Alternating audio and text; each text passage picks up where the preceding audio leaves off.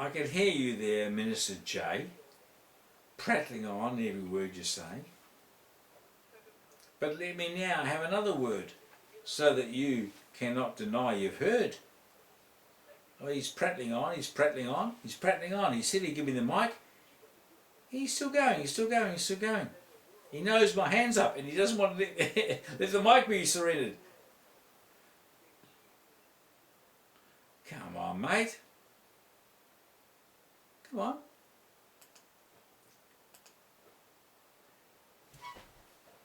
At last. At last. Oh, hang on. At last. At last. Minister J. Let me ask you this very pertinent question, Minister J. Has the Spirit of truth descended upon you and anointed you with the word of Jesus Christ? Or are you just gleaning information from your personal reading of the Bible? Because I tell you what, there are many people in the world studying the Bible and are learning the verses and putting together doctrines and putting together things. But you know what? God is not the Bible. In the beginning was the Word, and guess what? It wasn't the Bible. In the beginning was the Word, and it's not the Bible. When all the apostles or disciples or whatever you want to say followed Jesus in his day, do you think that they had everything written down, what they were going to say? Like you're trying to say today? No. They didn't know. They had an Old Testament, right? They had an Old Testament. Something that the prophets had prophesied to come forth, and Jesus appeared, and there he is, the mystery revealed throughout history, and here he is, the one to reveal truth. This is the one, right? And he called them. They were fishermen and gathering around Galilee or wherever they were being, you know. Jesus called them, right? And there's 12 gathered to Jesus. Do you think they had the New Testament like you're trying to prove to me today? No, they did not have a New Testament. And probably the fishermen really didn't know much about the Old Testament either. Right? What was it? Simon, Andrew, James and John, Thaddeus, Simon, Judas, whatever, all of those old prophets, or apostles, they didn't know anything really about the Old Testament. But they did become the New Testament. Right? Just like today, the New Testament is finished. The church ages have finished. Jesus Christ has already appeared within his chosen ones. Those who believe. Those who believe in their hearts. Right? How do you think Jesus called those of old? Did he go around and say audibly, "Come unto me, follow me"? No. He spoke telepathically into their hearts. Right? And straight away they left their nets. They left their boats. They left the tax office or whatever it was with Matthew, you know. They followed him. Right? Same today. God says, "Follow me." He speaks into your heart. It's not through the Bible.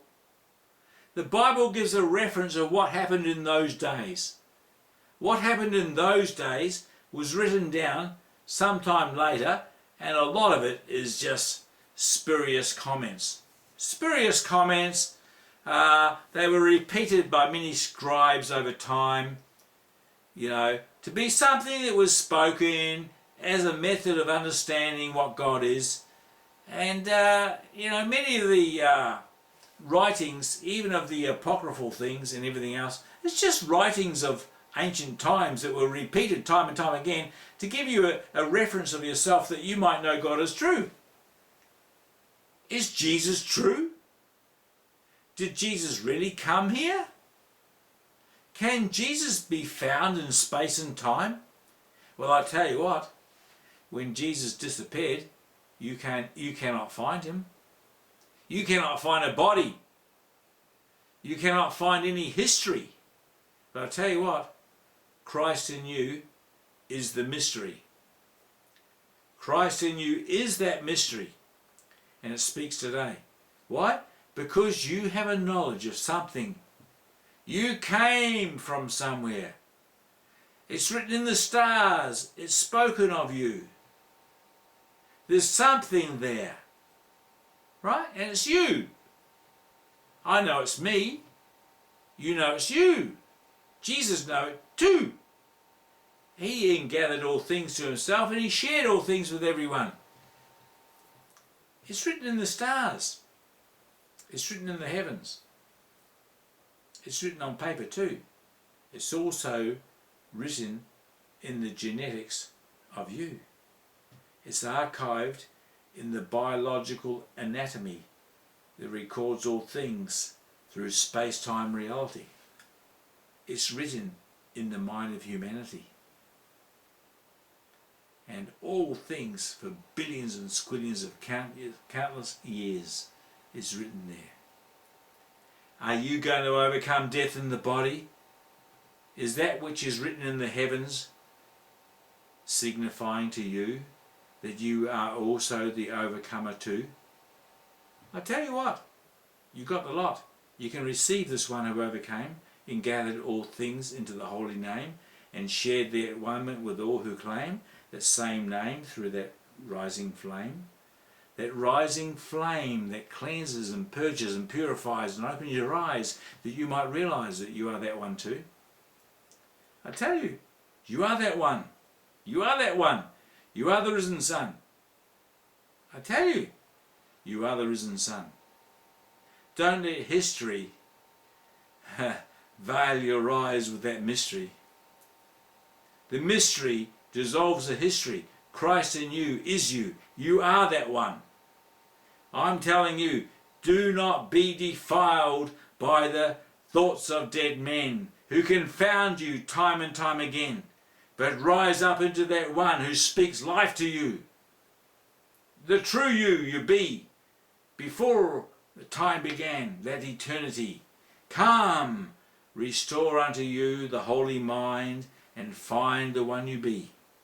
I'm telling you, Jesus calls you to find yourself. You will never find Jesus Christ recorded in history. Why? Because Jesus cannot be contained by history. The heavens of heavens cannot contain him. He's come out of his tent. He's passed through all the heavens. He's the one that cannot be contained. And he shines his light to you, that you would come to him and be not shut down by the words of dead men. History cannot define you. God defined you before time. Rise up now to the light divine and shine your holy mind into all time. You are the one.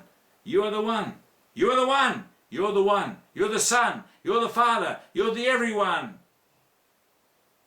I tell you what, you will never ever find Jesus Christ described in history. But he dissolved the history through the mystery of Christ within himself. And Christ in you will dissolve your history too. Come, waken, holy ones. You are that risen Son. Waken, holy ones. You are that risen Son. Hallelujah.